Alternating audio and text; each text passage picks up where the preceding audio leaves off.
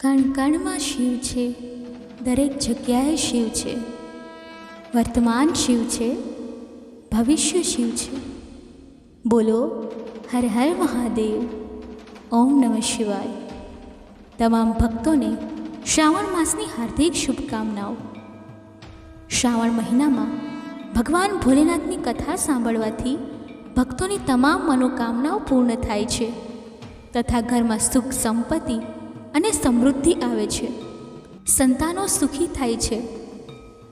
સ્ત્રીઓ સૌભાગ્યવતી બની રહે છે તથા કુંવારી કન્યાઓને મનગમતા વરની પ્રાપ્તિ થાય છે. જો આજની કથાને તમે ધ્યાનપૂર્વક સમજી લીધી તો તમારી કેટલીય પેઢીઓ સુધી ગરીબી કે દુઃખ જોવા નહીં મળે. મિત્રો, ભગવાનને માનવાવાળા તો કરોડો લોકો છે, પરંતુ ભગવાન કોને માને છે એ રહસ્ય જાણવું ખૂબ જ જરૂરી છે. પ્રશ્ન છે કે શું ભગવાનને માનવાથી ભગવાન પ્રસન્ન થઈ જાય છે? જો ભગવાનને માનવાથી ભગવાન પ્રસન્ન થઈ જતા હોય તો તે પોતાની કૃપા આપણા પર કેમ નથી કરતા? કેમ લોકો ભગવાનની કૃપાથી વંચિત રહી જાય છે? મને લાગે છે કે આપણે એ નથી સમજી શક્યા કે ભગવાન આપણાથી ક્યારે પ્રસન્ન થાય છે અને ક્યારે નારાજ થાય છે. જે દિવસે આ વાત સમજાઈ ગઈ તે દિવસથી ભગવાનની સંપૂર્ણ કૃપા આપણા ઉપર વરસવા લાગશે. આજની કથા ખૂબ જ માર્મિક છે અને તેમાંથી તમને ઘણા પ્રશ્નોના જવાબ પણ મળી રહેશે. મિત્રો, કહાની શરૂ કરતાં પહેલાં તમને વિનંતી છે કે આ વિડીયોના અંત સુધી જોડાયેલા રહેજો. અને જો તમે આ પવિત્ર માસમાં ભગવાન શિવની કૃપા પ્રાપ્ત કરવા માંગતા હોય તો પહેલાં વિડીયોને લાઈક કરી કોમેન્ટમાં હર હર મહાદેવ, ઓમ નમઃ શિવાય અવશ્ય લખો. તો ચાલો કથા શરૂ કરીએ. આ કથા છે એક ગરીબ મોચીની. કેવી રીતે એક ગરીબ મોચીને ભગવાને કરોડપતિ બનાવી દીધો તે આપણે આ કથાના માધ્યમથી જાણીશું. આ કથામાંથી આપણે એ પણ જાણીશું કે ભાઈની સાથે દગો કરવાવાળા માણસને ભગવાન કેવો દંડ આપે છે. કહેવાય છે કે બીજાને દગો આપવો એ દુનિયામાં સૌથી મોટું પાપ માનવામાં આવે છે અને પોતાના સગા ભાઈને દગો આપવો, તેની સાથે બેઈમાની કરવી, તેનું ધન અને સંપત્તિ હડપ કરી લેવી તે ખૂબ જ મોટા અપરાધની શ્રેણીમાં આવે છે. તેના માટે ભગવાન પણ આવું કરનાર વ્યક્તિને ક્ષમા નથી કરતા. તો ચાલો હવે ભગવાન શિવનું નામ મનમાં સ્મરણ કરીને સાંભળીએ આ જ્ઞાનવર્ધક અને પ્રેરણાદાયી કથા. એક સમયની વાત છે. એક નાનકડા ગામમાં રામજી નામનો એક મોચી રહેતો હતો.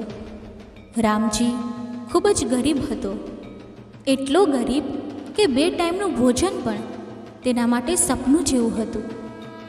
તે લોકોના ચપ્પલ અને જૂતા સીવીને પોતાનું ગુજરાન ચલાવતો, પરંતુ તેની પાસે ના તો પોતાની દુકાન હતી કે ના તો કોઈ નિશ્ચિત જગ્યા. ક્યારેક રસ્તાના કિનારે તો ક્યારેક ગામના ચબૂતરા પર બેસીને તે પોતાનું કામ કરતો. આ નાનકડા કામમાંથી મળતા થોડા પૈસાથી તે પોતાનું જીવન ચલાવતો અને તેમ છતાં તેના હૃદયમાં સંતોષની ભાવના હંમેશા રહેતી. રામજીનું જીવન સાદું હતું, પરંતુ તેની ભક્તિ અને શ્રદ્ધા અડગ હતી. એક દિવસ પવિત્ર શ્રાવણ મહિનો આવ્યો, જે ભગવાન ભોલેનાથની ભક્તિ માટે ખાસ માનવામાં આવે છે. આ મહિનામાં ભક્તો ગંગાજળ લઈને કાવડ યાત્રા કરે છે અને શિવલિંગ પર જળાભિષેક કરે છે. રામજી રસ્તાના કિનારે બેસીને ચપ્પલ સીવતો હતો ત્યારે તેની નજર શિવ ભક્તોની ભીડ પર પડી. રંગબેરંગી કાવડ લઈને ભગવાન ભોલેનાથનું નામ જપતા ભક્તોને જોઈને તેના હૃદયમાં એક દૈવી ભાવના જાગી. તેના મનમાં ઈચ્છા થઈ કે હું પણ ભગવાન શિવ માટે કાવડ લઈ જાઉં અને તેમના પર જળાભિષેક કરું. પરંતુ એક ગરીબ મોચી હોવાને કારણે તેની પાસે ના તો પૈસા હતા કે ના તો સાધનો. આ વિચારે તેનું હૃદય ભારે થઈ ગયું અને તે ચૂપચાપ બેસી રહ્યો. તેના મનમાં વિચારોનું તોફાન ચાલ્યું. આખો દિવસ મહેનત કરું છું તો પણ માત્ર 2 ટાઈમનું ભોજન જ મળે છે. કાવડ લઈ જવા માટે પૈસા ક્યાંથી લાવું? આમ છતાં તેના હૃદયમાં ભગવાન ભોલેનાથ પ્રત્યેની ભક્તિનો દીવો પ્રજ્વલિત થયો. તેણે નક્કી કર્યું કે આ વર્ષે નહીં, પરંતુ આવતા વર્ષે શ્રાવણ મહિનામાં તે ચોક્કસ કાવડ લઈ જશે. આ નિર્ણય સાથે તેના હૃદયમાં એક નવું જોમ ભરાયું. તે દિવસથી રામજીએ રોજ સવારે અને સાંજે ભગવાન ભોલેનાથની પૂજા શરૂ કરી અને શ્રાવણ સોમવારના વ્રતનો પણ સંકલ્પ લીધો.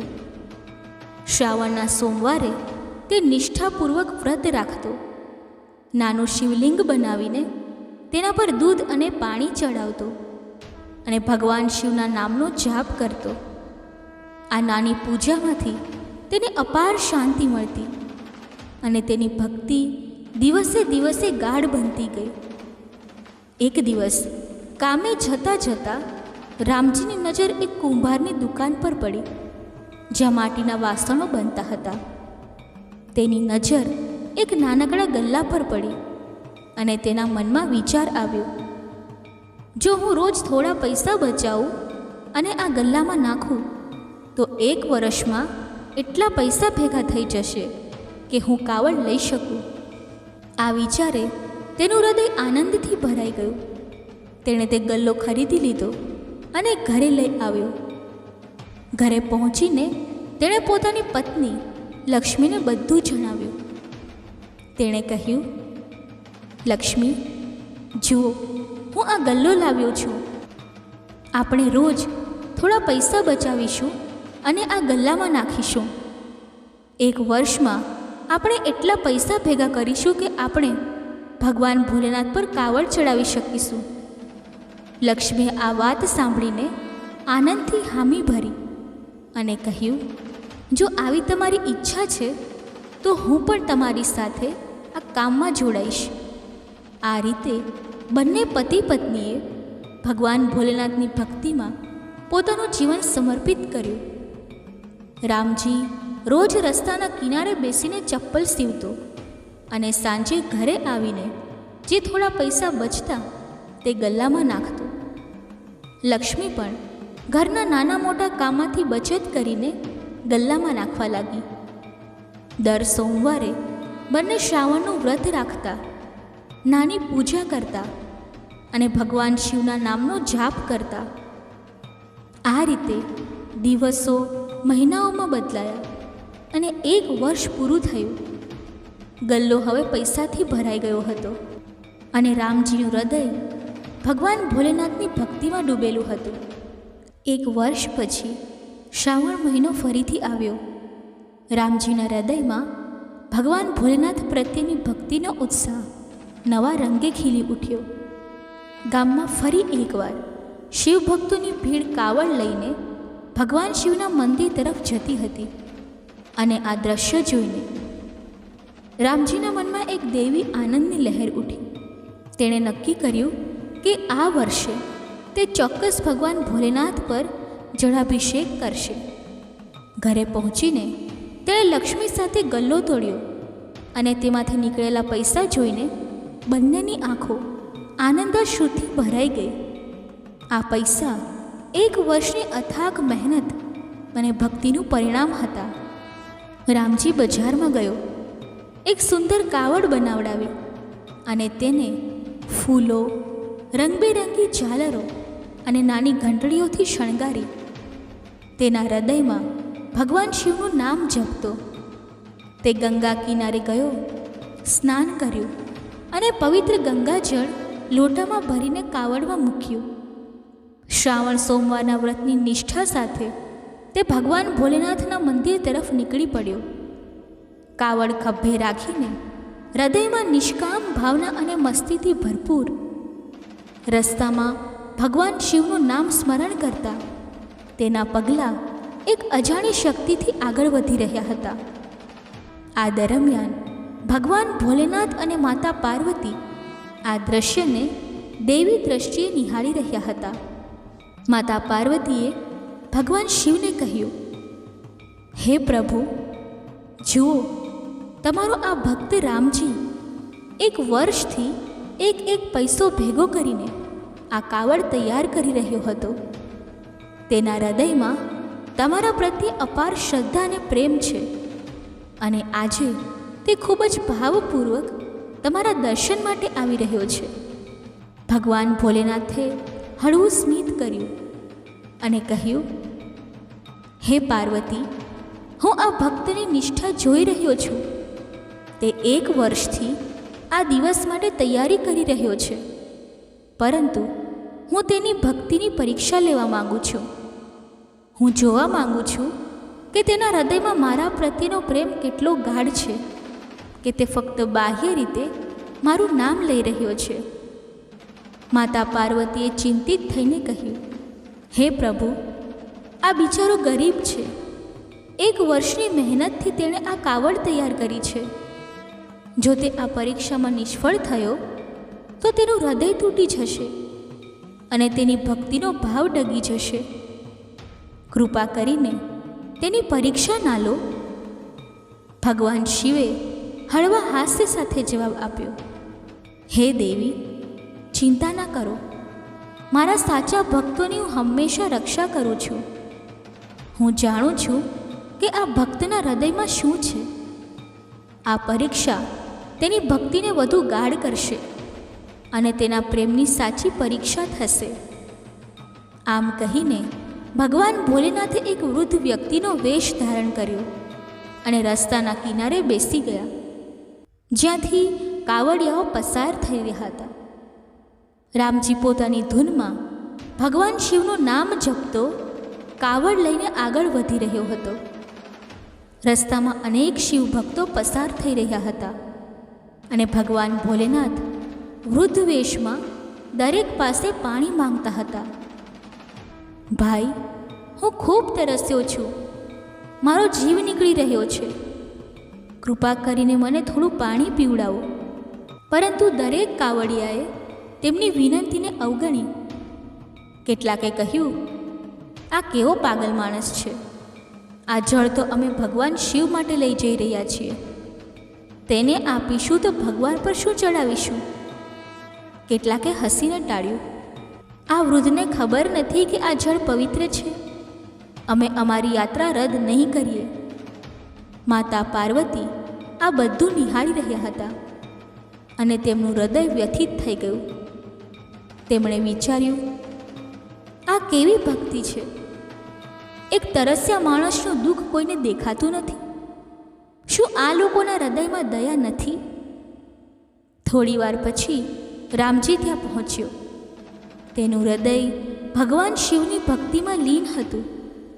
જેવો તે વૃદ્ધ વ્યક્તિ પાસે પહોંચ્યો, ભગવાન ભોલેનાથે તેને રોક્યો અને કહ્યું, દીકરા, હું ખૂબ જ તરસ્યો છું.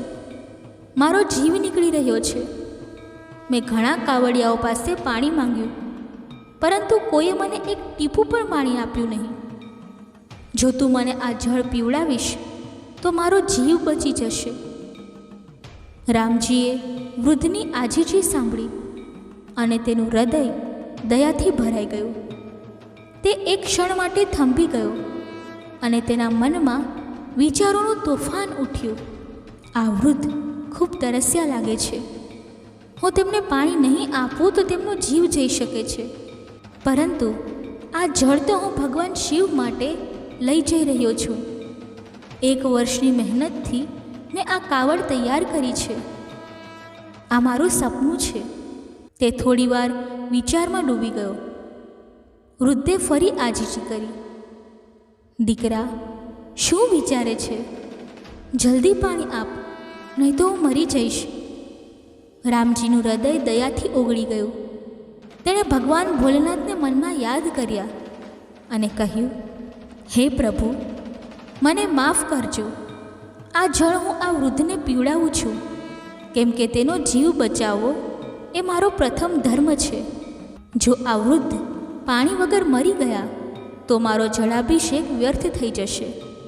હું આવતા વર્ષે ફરીથી પૈસા ભેગા કરીશ, નવી કાવડ બનાવીશ અને તમારા પર જળ ચડાવીશ. આમ કહીને રામજીએ પોતાના લોટામાંથી જળ વૃદ્ધને પીવડાવી દીધું. રામજીએ જેવું વૃદ્ધને પાણી પીવડાવ્યું તેનું હૃદય દયાના ભાવથી ભરાઈ ગયું. પરંતુ સાથે સાથે ભગવાન ભોલેનાથ પર જળાભિષેક ન કરી શકવાનો દુઃખદ ભાવ પણ તેને સતાવી રહ્યો હતો.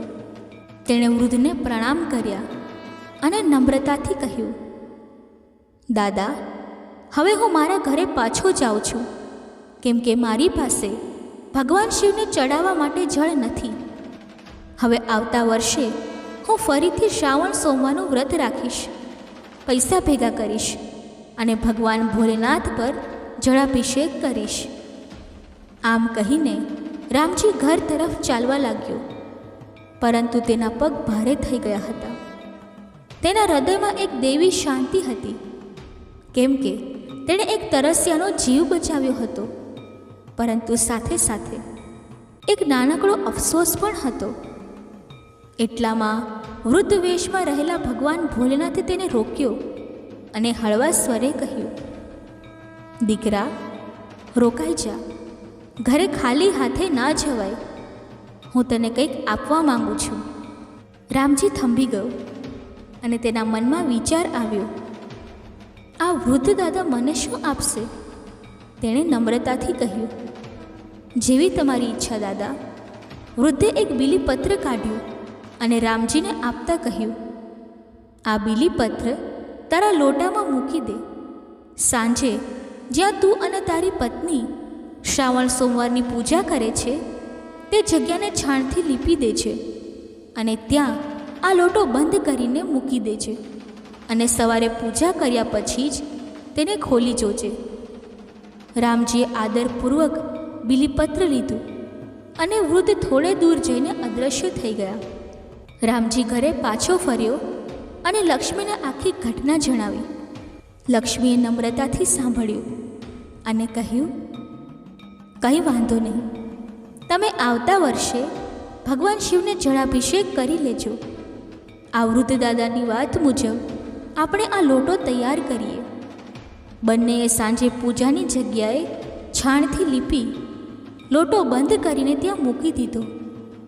બીજે દિવસે સવારે શ્રાવણ સોમવારના વ્રતની નિષ્ઠા સાથે બંનેએ સ્નાન કરી ભગવાન શિવની પૂજા કરી અને લોટો ખોલ્યો.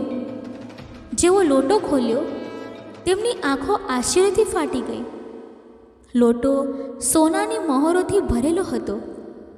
રામજી અને લક્ષ્મીની આંખોમાં આનંદાશ્રુ છલકાઈ ગયા. તેઓ ભગવાન ભોલેનાથને પ્રણામ કરીને બોલી ઉઠ્યા, હે પ્રભુ, આ તો તમારી કૃપા છે. લાગે છે કે તે વૃદ્ધ દાદા તમે જ હતા. રામજીએ લક્ષ્મીને કહ્યું, મેં તે જળ ભગવાન શિવને જ પીવડાવ્યું હતું, પરંતુ હું તેમને ઓળખી ન શક્યો. ધન્ય છે તેમની લીલા. આ ચમત્કારે તેમની ભક્તિને વધુ ગાઢ કરી.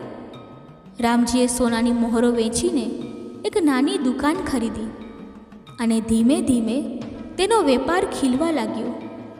ભગવાન શિવની કૃપાથી તેણે એક સુંદર મકાન બનાવ્યું અને બંને પતિ પત્ની આનંદથી રહેવા લાગ્યા. તેમની ભક્તિ અડગ રહી. દર શ્રાવણ સોમવારે તેઓ વ્રત રાખતા, શિવલિંગ પર જળ અને દૂધ ચડાવતા અને ભગવાન શિવનું નામ જપતા. પરંતુ આ સુખના દિવસોમાં એક નવો વળાંક આવ્યો. રામજીનો ભાઈ ગોવિંદ, જે પહેલેથી જ સમૃદ્ધ હતો અને એક દુકાન ધરાવતો હતો, રામજીની પ્રગતિ જોઈને ઈર્ષ્યાથી ભરાઈ ગયો. તેને હજમ ન થયું કે રસ્તા પર ચપ્પલ સીવનારો તેનો ભાઈ આજે શેઠ બની ગયો.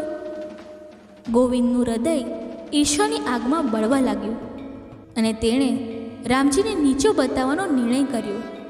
એક દિવસ તેણે ગામના લોકો સમક્ષ રામજી પર ચોરીનો આરોપ લગાવ્યો અને કહ્યું, આ મોચીએ મારી દુકાનમાંથી પૈસા અને સામાન ચોર્યા છે. આ જ કારણે તે આજે શેઠ બન્યો છે. ગામના લોકોએ રામજીને પૂછ્યું, શું આ બધું સાચું છે? રામજી આંખોમાં આંસુ સાથે હાથ જોડીને બોલ્યો, હે ગામના લોકો, હું નિર્દોષ છું, મેં કંઈ ચોર્યું નથી. આ બધું ભગવાન ભોલેનાથની કૃપા છે. તે વૃદ્ધ દાદા જે ભગવાન શિવ જ હતા, તેમણે મને આ ધન આપ્યું. તેણે આખી ઘટના જણાવી, પરંતુ લોકોને તેની વાત પર વિશ્વાસ ન આવ્યો. તેઓ હસવા લાગ્યા, કહેવા લાગ્યા, ભગવાન શિવ સ્વયં આવીને ધન આપે, આ તો પાગલપણો છે. ગોવિંદે પણ કહ્યું, આ ચોરે મારું બધું ચોરી લીધું છે. તે ભગવાન શિવને યાદ કરીને રડવા લાગ્યો. હે પ્રભુ, આ તો તમારી લીલા છે. મારા ભાઈએ મને ચોર બનાવી દીધો. હવે તમે જ મને આ કલંકમાંથી બચાવી શકો છો. ગામના લોકોએ પંચાયત બોલાવી અને ગોવિંદે ફરીથી રામજી પર આરોપ લગાવ્યો. પંચોએ રામજીને પૂછ્યું, શું તે ચોરી કરી? રામજીએ હાથ જોડીને કહ્યું, હે પંચ પરમેશ્વર, હું નિર્દોષ છું. આ બધું ભગવાન શિવની કૃપા છે. તેણે ફરીથી આખી ઘટના જણાવી, પરંતુ પંચોને પણ વિશ્વાસ ન આવ્યો. તેઓએ રામજીને ઠપકો આપ્યો, તું અમને મૂર્ખ બનાવે છે?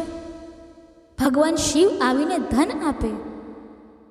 રામજી દુઃખી થઈ ગયો અને ભગવાન શિવને યાદ કરીને રડવા લાગ્યો. એટલામાં એક દૈવી ચમત્કાર થયો. ભગવાન ભોલેનાથ સ્વયં પંચાયતમાં પ્રગટ થયા. તેમની આંખો લાલ હતી. તેમનો ચહેરો જાણે ક્રોધની આગમાં બળી રહ્યો હતો. તેમનું રૌદ્ર સ્વરૂપ જોઈ બધા થરથર કાંપવા લાગ્યા. ભગવાને ક્રોધે બોલ્યા, દુષ્ટ લોકો, મારા નિર્દોષ ભક્ત રામજીને કેમ હેરાન કરો છો? તેણે કંઈ ચોર્યું નથી. આ ધન મેં જ આપ્યું છે. તેનો ભાઈ ગોવિંદ ઈર્ષાથી બળે છે અને તેણે જ રામજી પર ખોટો આરોપ લગાવ્યો. જ્યારે રામજી ગરીબ હતો ત્યારે ગોવિંદે ક્યારેય તેની મદદ ના કરી. આજે મેં જ્યારે તેને સુખ આપ્યું ત્યારે તે ઈર્ષા કરે છે. સૌથી મોટો ચોર ગોવિંદ છે. બધા લોકો ભગવાનના ચરણોમાં પડી ગયા અને માફી માંગવા લાગ્યા. હે પ્રભુ, અમને ક્ષમા કરો. ભગવાનનો ક્રોધ શાંત થયો અને તેમણે રામજીને કહ્યું, પુત્ર, હું તારી ભક્તિથી પ્રસન્ન છું. વરદાન માંગ. રામજીએ હાથ જોડીને કહ્યું, હે પ્રભુ, પહેલાં આ બધાને માફ કરો, અને જો વરદાન આપવું જ હોય તો બસ એટલું જ આપો કે જીવનભર તમારા ચરણોમાં મારી ભક્તિ રહે અને મારા પ્રાણ તમારું નામ લેતા લેતા જ નીકળે. ભગવાને તથાસ્તુ કહ્યું અને અદૃશ્ય થઈ ગયા. ગામના લોકો અને ગોવિંદે રામજીની માફી માંગી અને રામજીની ભક્તિને શક્તિ સમજી. ભગવાન ભોલેનાથના દર્શન થયા પછી ગામના લોકો અને ગોવિંદનું હૃદય પશ્ચાતાપથી ભરાઈ ગયું. રામજીની નિર્દોષતા અને તેની ભગવાન શિવ પ્રત્યેની અડગ ભક્તિની ચર્ચા આખા ગામમાં ફેલાઈ ગઈ. ગોવિંદે શરમથી માથું નમાવી રામજીના ચરણોમાં પડીને માફી માંગી અને કહ્યું, ભાઈ, મેં ઈર્ષાના વશ થઈને તને ખોટો આરોપ લગાવ્યો. મારી આંખો લોભ અને દ્વેષથી અંધ થઈ ગઈ હતી. તું મને માફ કર. રામજી, જેનું હૃદય દયાથી ભરેલું હતું, તેણે ગોવિંદને ઊભો કર્યો અને કહ્યું, ભાઈ, ભગવાન ભોલેનાથે આજે સૌને સત્યનો માર્ગ બતાવ્યો છે. હું તને મનથી માફ કરું છું. આપણે બંને ભાઈઓએ હવે એકબીજાને સહારો આપવો જોઈએ.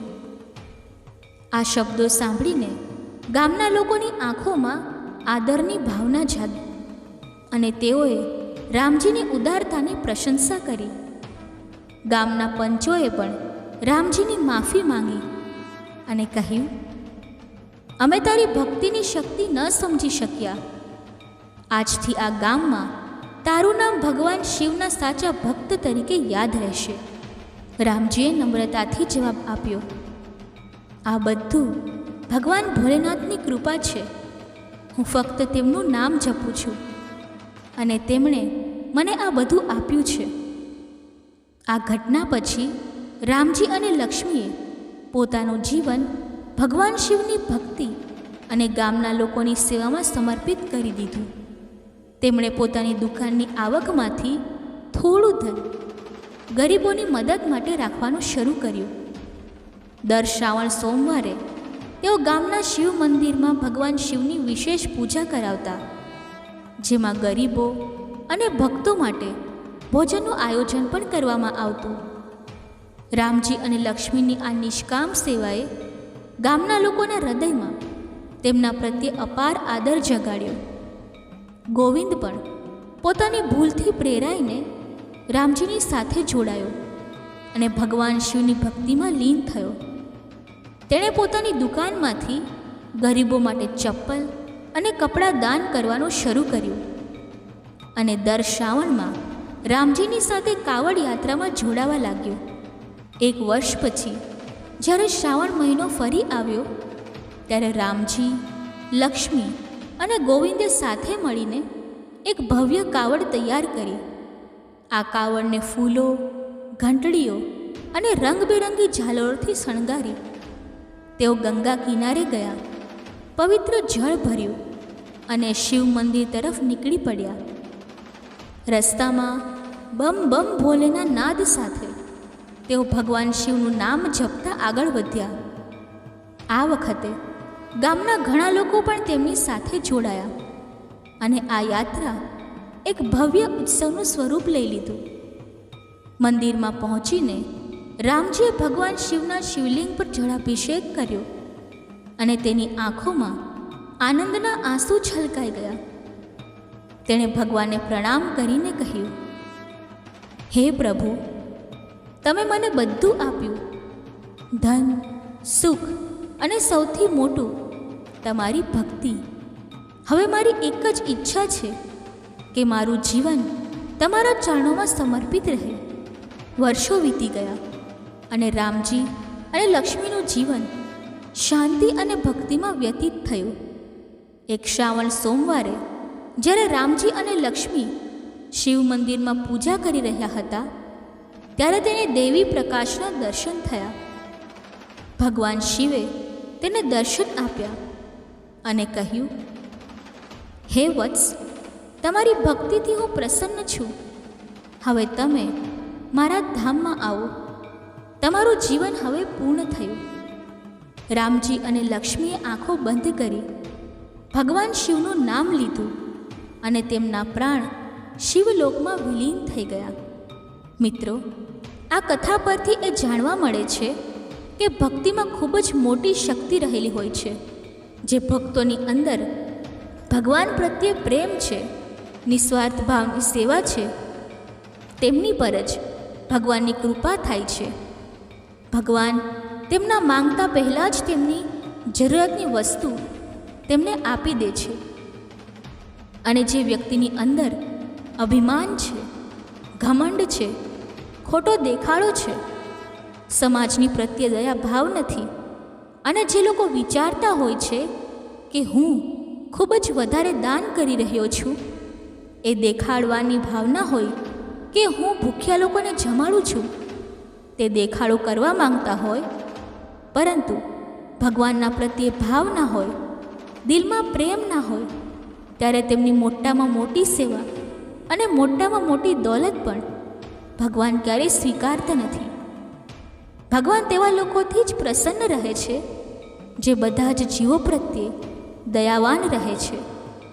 જ્યારે તેમના હૃદયમાં જીવો પ્રત્યે કઠોરતા છે, દયાની ભાવના નથી, તેવા લોકો રાત દિવસ ભગવાનના મંદિરમાં બેઠા રહે તેમ છતાં પણ ભગવાન તેમની પ્રાર્થના સાંભળતા નથી. ભગવાનને પ્રસન્ન કરવાનો અર્થ છે બધા જ જીવજંતુઓ પ્રત્યે દયાવાન રહેવું. કોઈ ભૂખ્યા અને તરસ્યા, ગરીબ અને રોગી બીમારને મદદ કરવી. દર્શક મિત્રો, કથા બોલતી વખતે જો મારાથી કોઈ ભૂલ થઈ હોય તો હું ક્ષમા માગું છું અને આશા રાખું છું કે તમને આ કથા પસંદ આવી હશે. જો આ કથા તમને પસંદ આવી હોય તો વિડીયોને લાઈક કરી ચેનલને સબસ્ક્રાઈબ અવશ્ય કરી લેજો અને કોમેન્ટ બોક્સમાં હર હર મહાદેવ જરૂરથી લખજો. ધન્યવાદ. જય શ્રી કૃષ્ણ. રાધે રાધે. બોલો હર હર મહાદેવ. ઓમ નમઃ શિવાય. બોલો હર હર મહાદેવ. ઓમ નમઃ શિવાય.